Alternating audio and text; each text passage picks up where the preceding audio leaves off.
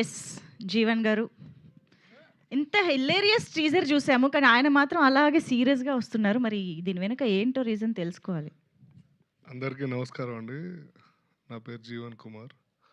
ఇక్కడికి వచ్చిన మీడియా మిత్రులందరికీ థ్యాంక్ యూ సో మచ్.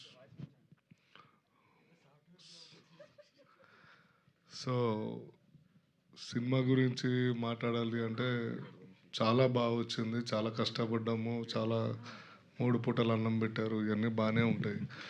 ఇంకా ట్రైలర్ లాంచ్ ఉంది, టీజర్లో ప్రీ రిలీజ్ ఈవెంట్ ఉంది, చాలా ఉన్నాయి మాట్లాడుకోవడానికి. కొన్ని స్టేజెస్ పైన కొన్ని అద్భుతాలు జరుగుతూ ఉంటాయి. స్టేజ్ అలంకరించిన అందరికీ కానీ మీడియా మీరందరూ చాలా కష్టపడి మా మూవీస్ అన్నిటినీ బాగా చూపిస్తారు, బాగా రాస్తారు. సో ఈ స్టేజ్ పైన ప్రొడ్యూసర్స్ కానీ హీరోస్ కానీ హీరోయిన్స్ కానీ అందరూ ఎప్పుడు మేము అందరం చాలా ఎంజాయ్ చేస్తూ ఉంటాము. నన్ను ఏడిపిస్తూ ఉంటాడు మా తీరు కానీ. అందరూ కొంచెం సీరియస్గా మాట్లాడుతున్నాను, నేను ఏమనుకోవద్దు, కొంచెం టెన్షన్లో ఉన్నా నేను.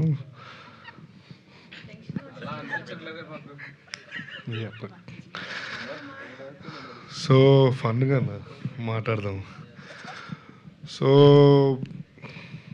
అంటే ఈ స్టేజ్ ఇంత హ్యాపీగా ఉండడానికి కారణం కూడా మంజుష గారు అండి. నేను భూమి పుట్టక ముందు వచ్చింది 2006.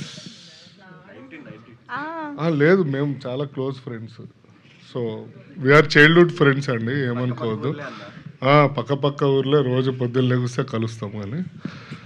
సో ఇది సినిమా గురించి మీకు టీజర్ ఒక్కటే చాలా, అంటే మీరు ఎక్కడ, నేనైతే రీసెంట్ టైమ్స్లో టీజర్ చూడలేదు, చాలా బాగా చూపించారు.